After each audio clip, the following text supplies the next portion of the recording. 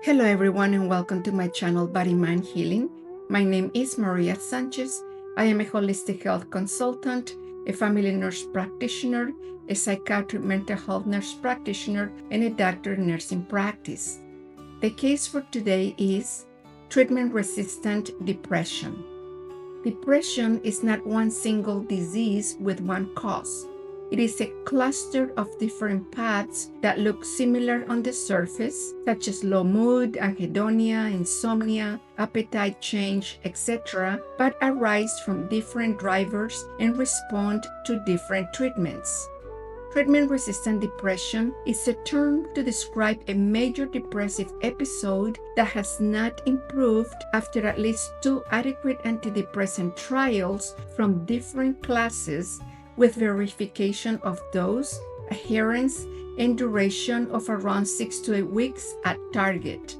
Also, after ruling out lookalikes such as bipolar spectrum, medical causes, and substance use. Difficult to treat depression is a broader term that emphasizes persistence or partial response to treatment and a stepwise ongoing care plan rather than a yes-no label. But why can depression be hard to treat? Think of depression like many roads to the same place. Different people have different mixes of brain changes in mood circuits, how nerve cells connect and adapt, stress overload and body-wide inflammation, life patterns and health factors including sleep, pain, hormones, breathing issues like sleep apnea, etc. And because the causes differ, the best treatment plan can also differ. What could be some risk factors for treatment-resistant depression? Past trauma or major adversity, long-lasting or early starting depression, anxiety, post-traumatic stress disorder, substance use, certain personality patterns, chronic pain, medical conditions such as hypothyroidism and sleep apnea, pseudo-resistance, where the treatment was not really given a fair chance, including dose too low, stopped too soon, or missed doses, or the diagnosis was not quite right, especially when missing a bipolar disorder diagnosis.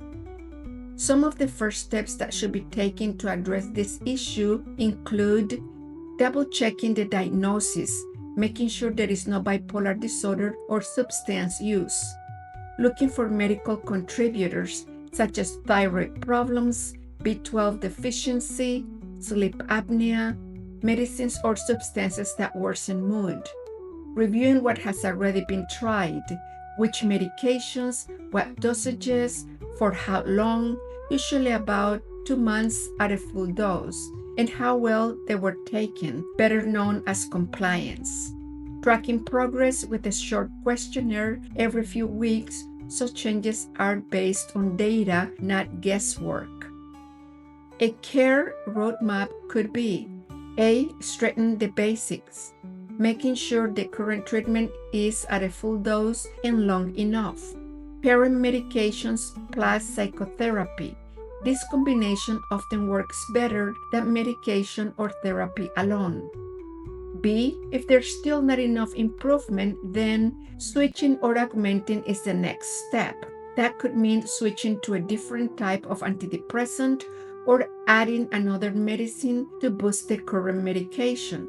Switching could include another SSRI, SNRI, bupropion, mirtazapine, tricyclic antidepressants, etc.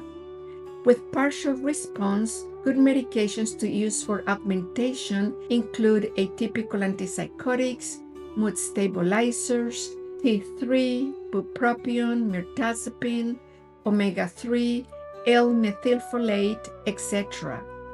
This step, B step, might take several months because there are plenty of medications and combos that can be tried before moving forward to a higher level of treatment. C. Advanced options that could be considered when several medication trials failed include TMS or transcranial magnetic stimulation, which is a non-invasive treatment to stimulate mood circuits in the brain. ECT or electroconvulsive therapy, which is the fastest, most reliable option for very severe depression, psychosis, catatonia, or high suicide risk. This procedure is done under anesthesia. Ketamine nasal spray, which is given in a clinic and requires monitoring. It can work quickly for some patients. IV ketamine, it is used off-label, which is a clinic-based infusion that might help symptoms rapidly. It needs a safety and maintenance plan. Vagus nerve stimulation, which is a small implanted device used in cases where there has been a very long-lasting and hard-to-treat depression. Other emerging therapies include psilocybin-assisted therapy, which is being studied but is not yet approved in the United States. D, a very important point to consider is that therapy is core, not optional, for the treatment of resistant depression. Approaches like cognitive behavioral therapy, behavioral activation, and interpersonal therapy reduce symptoms and improve functioning. Mindfulness-based therapy can help prevent relapses. If trauma is part of the story, then trauma-focused therapy is essential. E, everyday supports that help treatment work include moving the body most days, including walks, strength, yoga. Start small and track it. Morning light exposure, brief but consistent exposure. Regular sleep, and might consider CBTI for insomnia. Food and substances, aiming for balanced meals with healthy fats, including omega-3s, cutting back on alcohol and other mood-lowering substances. After stabilization is acquired, it is crucial to keep treatment going for 6 to 12 months or longer if depression has been recurrent. Keep routines for sleep, movement, and morning light. Create a simple relapse plan. Learn to recognize the early warning signs and who to contact. And then schedule follow-ups with your primary care doctor or your mental health provider.